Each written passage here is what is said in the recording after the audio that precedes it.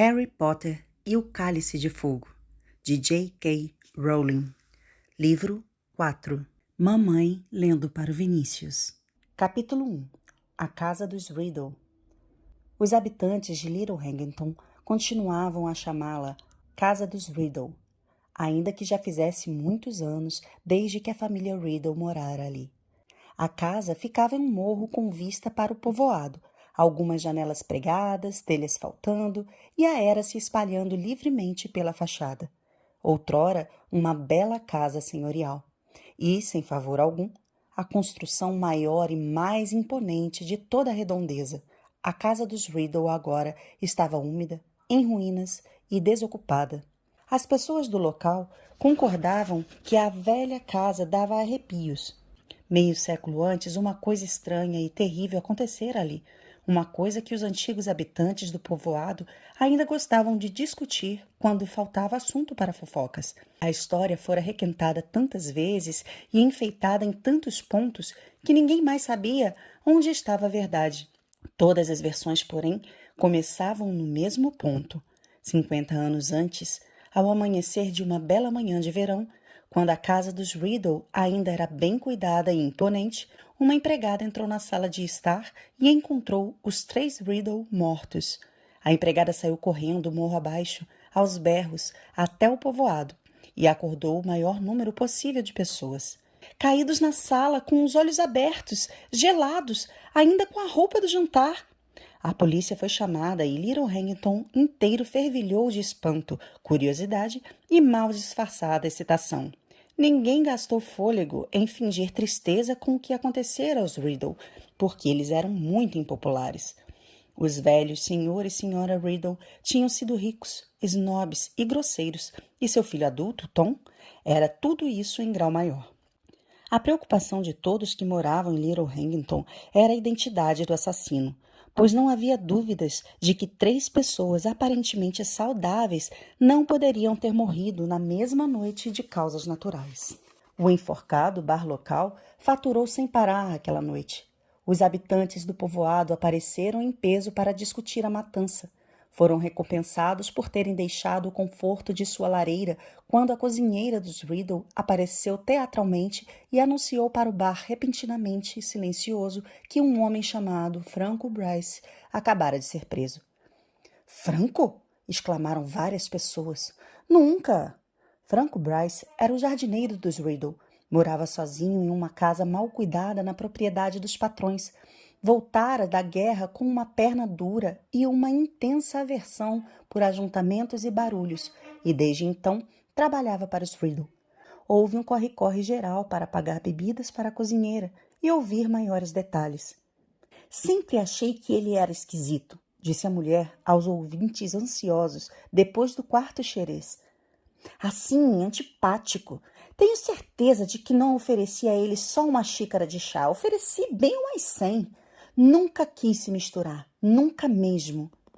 «Ah», disse uma mulher sentada no balcão, «mas ele passou muito sofrimento na guerra. O Franco, ele gosta de uma vida tranquila, isso não é razão.»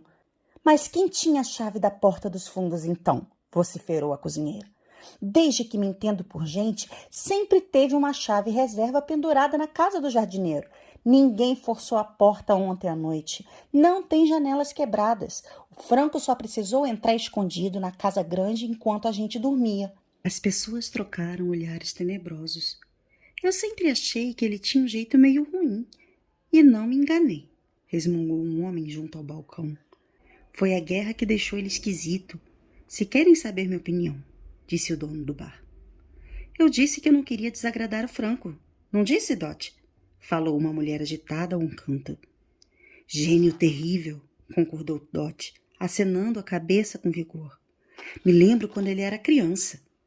Na manhã seguinte, quase ninguém de Little Hangington duvidava de que Franco Bryce tivesse matado os Riddle.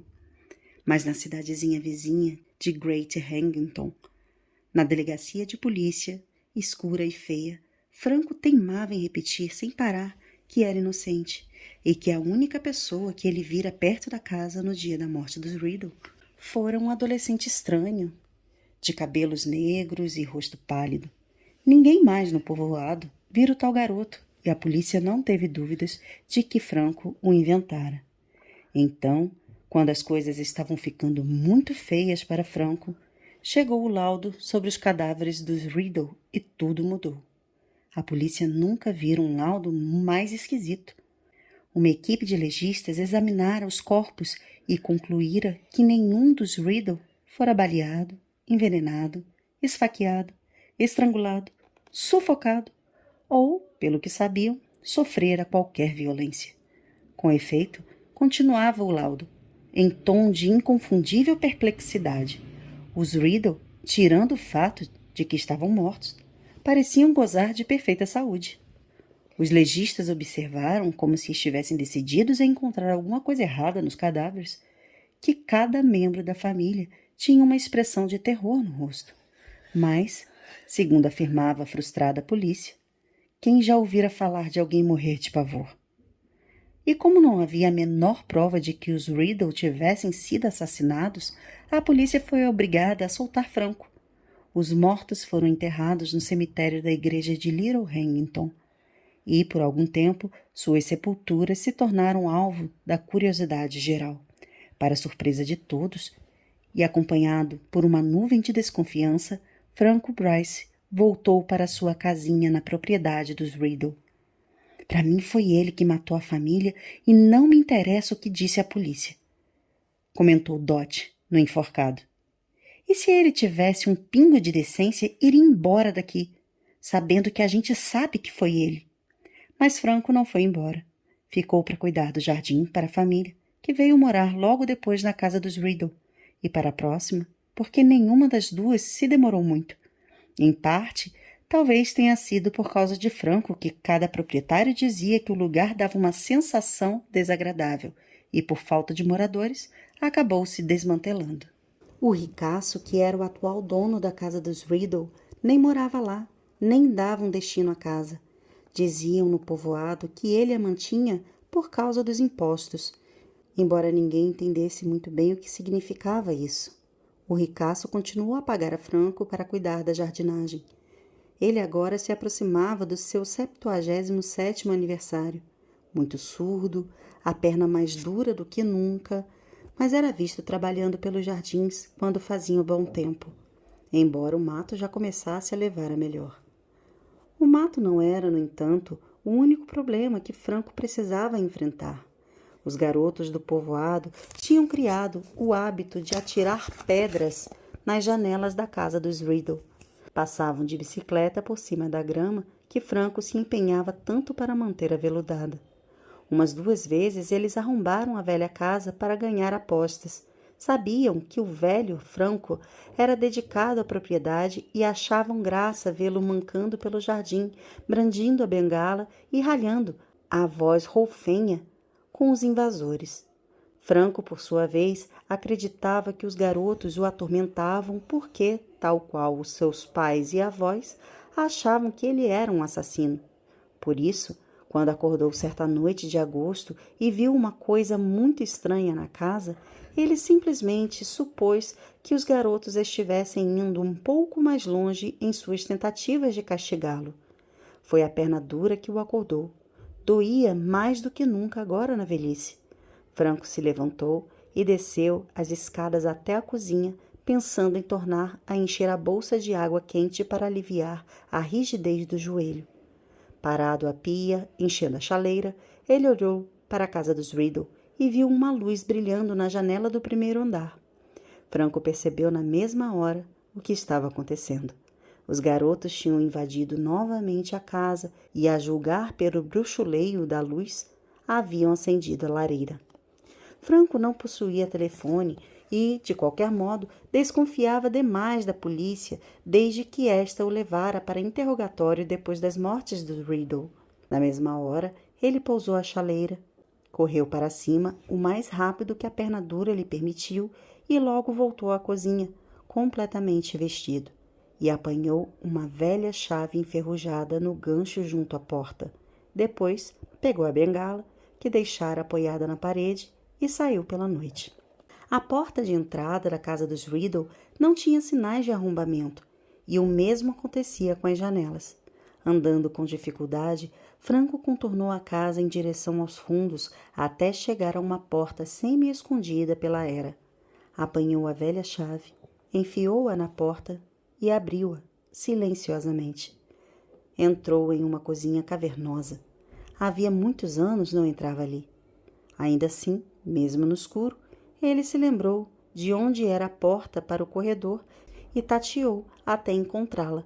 As narinas invadidas pelo cheiro de podridão, os ouvidos atentos a qualquer som de passos ou vozes no primeiro andar.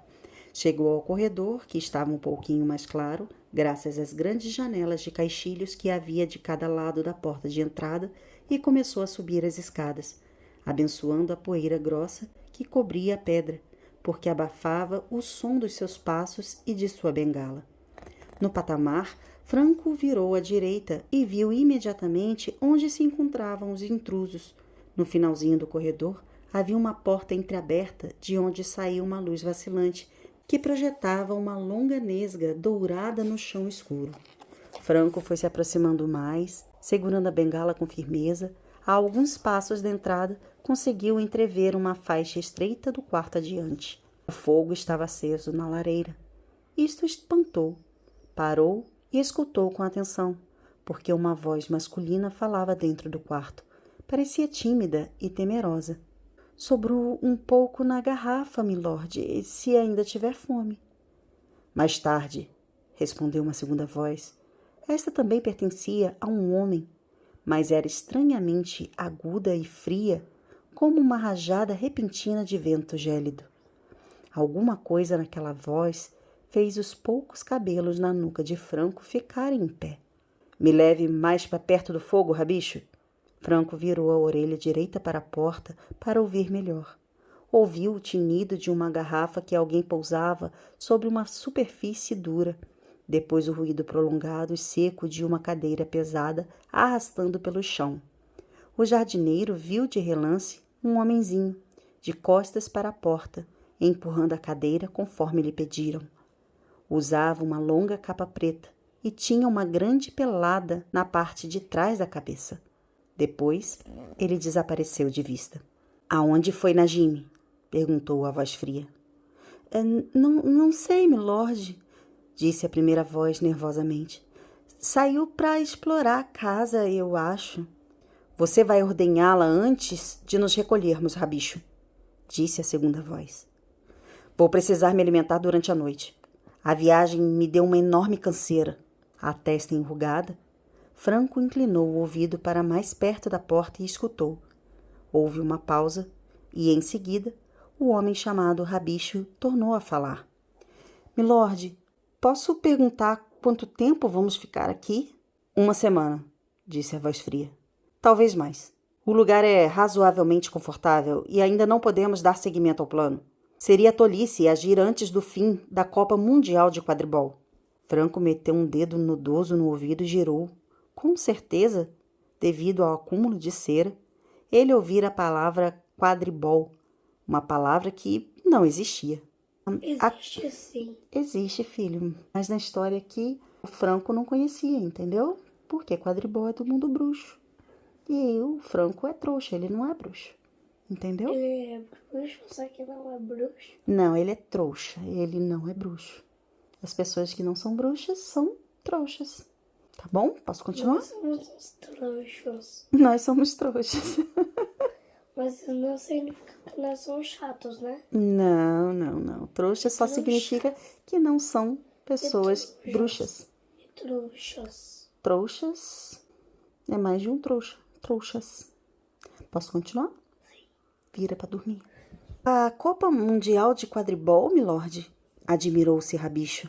Franco enfiou o dedo com mais força no ouvido. Me perdoe, mas não compreendo. Por que precisamos esperar a Copa Mundial? Isso é no mundo bruxo, né? No mundo bruxo, exatamente. Porque, seu tolo, nesse exato momento estão chegando ao país bruxos do mundo inteiro e todos os bisbilhoteiros do Ministério da Magia estarão em campo à procura de sinais de atividades incomuns, verificando identidades e tornando a verificá-las. Estarão obcecados com a segurança, tentando impedir que os trouxas percebam alguma coisa. Por isso vamos aguardar. Franco parou de tentar desentupir o ouvido. Ouvira distintamente as palavras: Ministério da Magia, bruxos e trouxas. Era óbvio que cada uma dessas expressões significava alguma coisa secreta, e Franco só conseguia pensar em 2 tipos de gente que falava em códigos: espiões e bandidos. Franco apertou mais a bengala e apurou ainda mais os ouvidos. Milord continua decidido, então? Perguntou Rabicho em voz baixa. Claro que estou decidido, Rabicho. Agora havia um tom de ameaça em sua voz fria. Seguiu-se uma pausa, e então Rabicho falou. As palavras saíram de sua boca num atropelo, como se ele estivesse se obrigando a falar antes de perder a coragem. Poderia ser feito sem o Harry Potter, milord. Outra pausa, mais longa. E então, sem Harry Potter? Sussurrou a segunda voz. Entendo. Milord, não estou dizendo isso porque me preocupo com o garoto, explicou Rabicho, a voz subindo esganiçada. O garoto não significa nada para mim, nadinha. É só porque se usássemos outro bruxo ou bruxa, qualquer um, a coisa podia ser feita muito mais rapidamente. Se o senhor me permitisse deixá-lo por algum tempo, o senhor sabe que posso me disfarçar com muita eficiência. Eu voltaria em apenas 2 dias com a pessoa necessária. Eu poderia usar outro bruxo, disse a segunda voz, baixinho. É verdade. Milord, faz sentido, disse Rabicho, parecendo muito mais aliviado.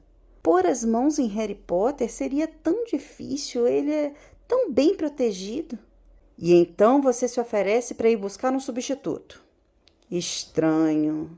Talvez a tarefa de cuidar de mim tenha se tornado cansativa para você, Rabicho. A sugestão de abandonar o plano não seria apenas uma tentativa de me abandonar?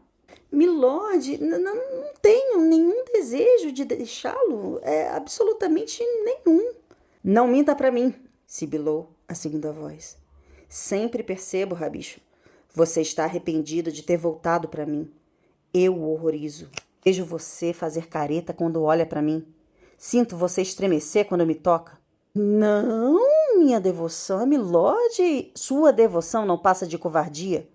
Você não estaria aqui se tivesse aonde ir. Como posso sobreviver sem você quando preciso que alguém me alimente a intervalos regulares? Quem vai ordenhar no Najime? Mas, senhor, parece tão forte, milord. Mentiroso, sussurrou a segunda voz. Não estou mais forte. Em uns poucos dias sozinho seriam suficientes para me roubar a pouca saúde que recuperei com seus cuidados desajeitados. Silêncio! Rabicho, que estivera resmungando incoerentemente, calou-se na mesma hora. Durante alguns segundos, Franco não ouviu nada, exceto o crepitar do fogo. Então, o segundo homem recomeçou a falar, num sussurro que era quase um silvo. Tenho minhas razões para usar o garoto, como já lhe expliquei, e não vou usar ninguém mais. Esperei 13 anos, mas uns meses não me farão diferença. Quanto à proteção que rodeia o garoto, creio que o meu plano funcionará. É preciso apenas um pouco de coragem de sua parte, Rabicho. E você encontrará a coragem, a menos que queira sentir o peso da cólera de Lord Voldemort. Milord, tenho que falar, disse Rabicho, agora com pânico na voz.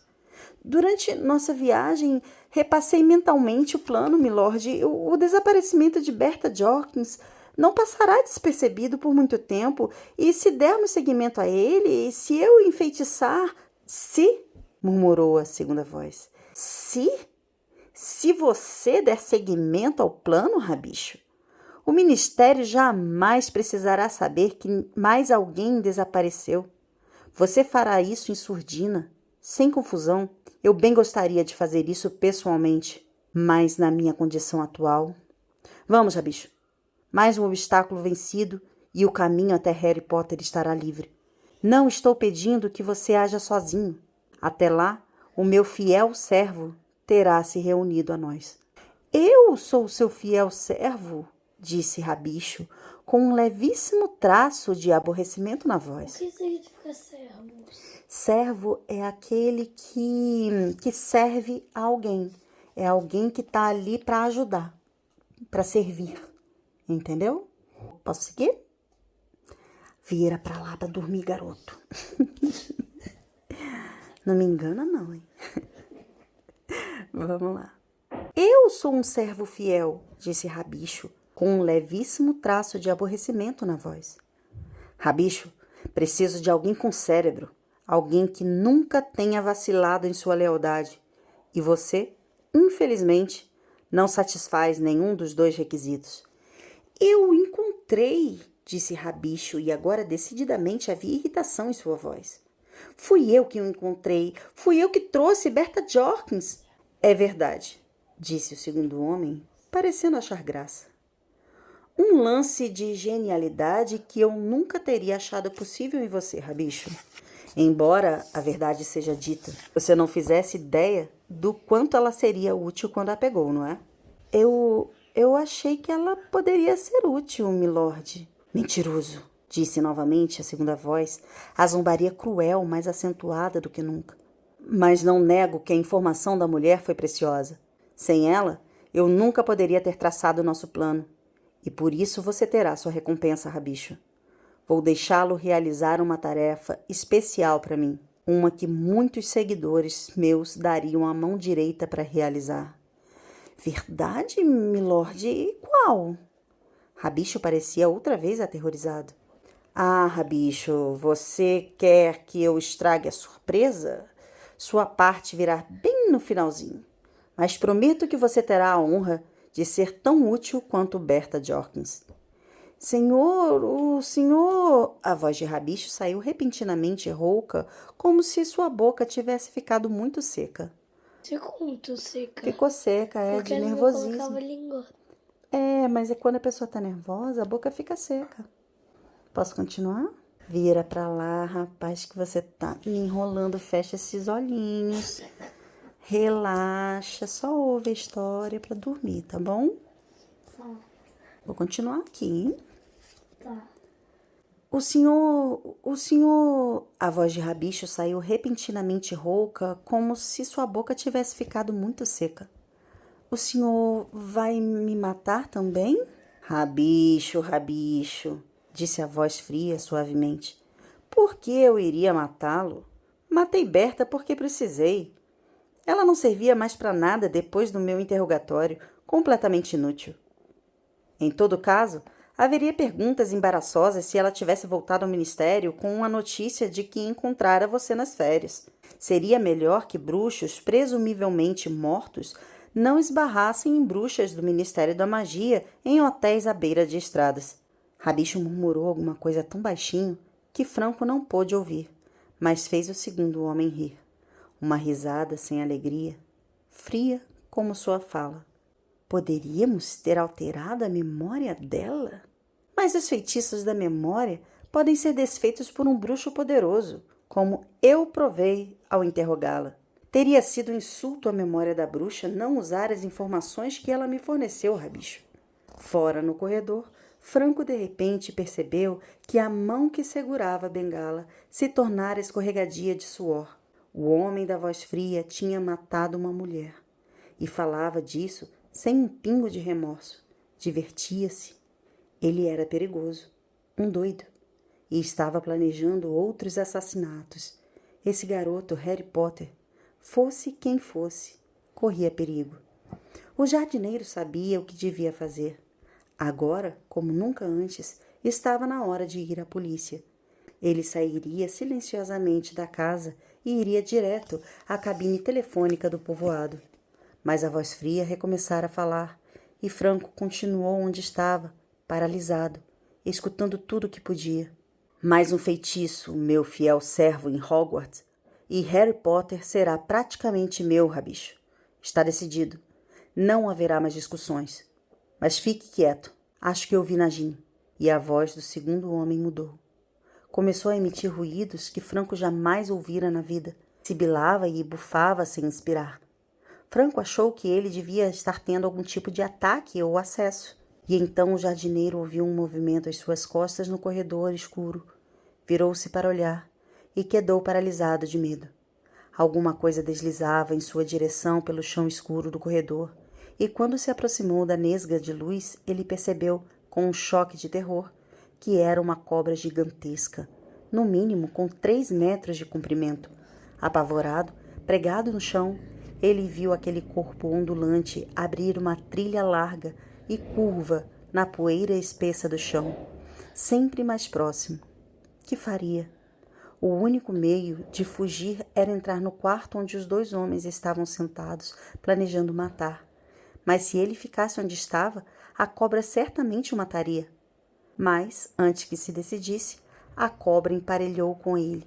E então, incrivelmente, milagrosamente, passou. Orientava-se pelos silvos e bufos que a voz fria emitia do outro lado da porta. E em segundos, a ponta do rabo da cobra malhada de losangos desapareceu pela abertura. Havia suor na testa de Franco agora, e a mão na bengala tremia. No quarto, a voz fria continuava a silvar, e ocorreu a Franco uma ideia estranha, uma ideia impossível. Esse homem podia falar com as cobras. Franco não entendia o que estava acontecendo. Queria mais do que tudo voltar para a cama com sua bolsa de água quente. O problema é que suas pernas não pareciam querer se mexer. Enquanto estava parado ali, trêmulo, tentando se controlar, a voz fria voltou de repente a falar em inglês. Nagini trouxe notícias interessantes, Rabicho. Verdade, milord? Respondeu Rabicho. Cadê esse monte de V que você falou, vídeo? Aqui, ó. V-E-R de ver. Aí depois tem pontinho, pontinho, pontinho. Verdade. Aí isso aqui é pra gente ler assim. É verdade? Como se a pessoa tivesse insegura de falar, entendeu? Tá aqui. Aí a gente só lê do jeito que o autor da história quis que a gente entendesse. Deita pra lá, menino. Vai dormir, garoto. Fecha esse olhinho. Então vou continuar, hein? É verdade, milord? Respondeu o Rabicho. Verdade. Segundo Najim, tem um velho trouxa parado do lado de fora do quarto, escutando cada palavra que dizemos. Franco não teve a menor chance de se esconder. Ouviu passos e, em seguida, a porta do quarto se escancarou. Um homem baixo, de cabelos grisalhos e ralos, um nariz pequeno e pontudo, olhos lacrimosos, parou diante dele, com uma mescla de medo e susto no rosto. Convide-o a entrar, Rabicho. Onde está sua educação? A voz fria vinha de uma velha poltrona diante da lareira, mas Franco não conseguiu ver quem falava. A cobra, por sua vez, se enroscava no tapete podre diante da lareira, em uma medonha imitação de bichinho de estimação. Oi, amor? De que eles estão falando? Najin é a cobra. Tem 1 milhão de páginas. É muita página, filho. Posso continuar? Fecha o olho, garota. A voz fria vinha de uma velha poltrona diante da lareira, mas Franco não conseguiu ver quem falava. A cobra, por sua vez, se enroscara no tapete podre diante da lareira, em uma medonha imitação de bichinho de estimação. Rabicho fez sinal para Franco entrar. Embora continuasse profundamente abalado, Franco segurou com firmeza a bengala e, cocheando, cruzou o portal. O fogo na lareira era a única fonte de luz no quarto. Projetava sombras longas e aranhosas na parede. O que é aranhosa? Aranhosas, eu não sei, filho. Onde eu parei? Aqui. Projetava sombras longas e aranhosas nas paredes. Franco fixou o olhar nas costas da poltrona. Um homem sentado nela parecia ser ainda menor do que o seu criado, pois Franco não conseguia sequer ver a parte de trás de sua cabeça. Você ouviu tudo, trouxa? Perguntou a voz fria. Do que foi que o senhor me chamou? Perguntou Franco, desafiando, porque agora que estava dentro do quarto, agora que chegara a hora de agir, ele se sentia mais corajoso. Sempre fora assim na guerra. Chamei-o de trouxa, disse a voz calmamente. Isso quer dizer que você não é bruxo. Eu não sei o que o senhor quer dizer por trouxa, respondeu Franco, com a voz ainda mais firme. Só sei que esta noite ouvi o suficiente para despertar o interesse da polícia. Ah, isso eu ouvi. O senhor já matou uma vez e está planejando matar mais. E vou lhe dizer outra coisa, acrescentou numa súbita inspiração. Minha mulher sabe que eu estou aqui. E se eu não voltar... Você não tem mulher, disse a voz fria, muito baixinho. Ninguém sabe que você está aqui. Você não disse a ninguém que vinha. Não minta para Lord Voldemort, trouxa, porque ele sabe. Ele sempre sabe. Voldemort. Ah, tá, é porque tem esse T. É. Então, Lord Voldemort. Melhorou? Fecha o olho, garoto, pra dormir, garoto. Você tá me enrolando. Eu tô vendo que você tá me enrolando. Você ri, né? Vai, Talara. Posso continuar? Para de rir, fecha o olho. É pra dormir, eu vou parar de ler. Não, continua. Não minta para Lord Voldemort, trouxa, porque ele sabe. Ele sempre sabe. É mesmo? Retrucou Franco com aspereza. Lorde é? Ora, não tenho muito respeito pelos seus modos, milord. Vire-se e me encare como um homem. Por que não faz isso? Mas eu não sou um homem, trouxa, retrucou a voz fria, quase inaudível devido ao crepitar das chamas. Sou muito, muito mais do que um homem. Mas por que não? Vou encará-lo. Rabicho, venha virar minha poltrona. O servo deu um gemido. Você me ouviu, Rabicho? Lentamente, com o rosto contraído, como se preferisse fazer qualquer coisa a ter que se aproximar do seu senhor e do tapete em que se deitara a cobra, o homenzinho se adiantou e começou a girar a cadeira. A cobra ergueu a feia cabeça triangular e sibilou baixinho quando as pernas da poltrona se prenderam no tapete. E então a poltrona ficou de frente para Franco e ele viu o que havia nela. Sua bengala caiu no chão com estrépito. Ele abriu a boca e soltou um grito. Gritou tão alto que nunca ouviu as palavras que a coisa na poltrona disse ao erguer a varinha. Houve um relâmpago de luz verde, um ruído farfalhante e Franco Bryce desabou. Morreu antes de bater no chão. A 300 quilômetros dali, o garoto chamado Harry Potter acordou assustado. Terminamos o capítulo. É para continuar? Então vou lá, hein? Capítulo 2. A cicatriz.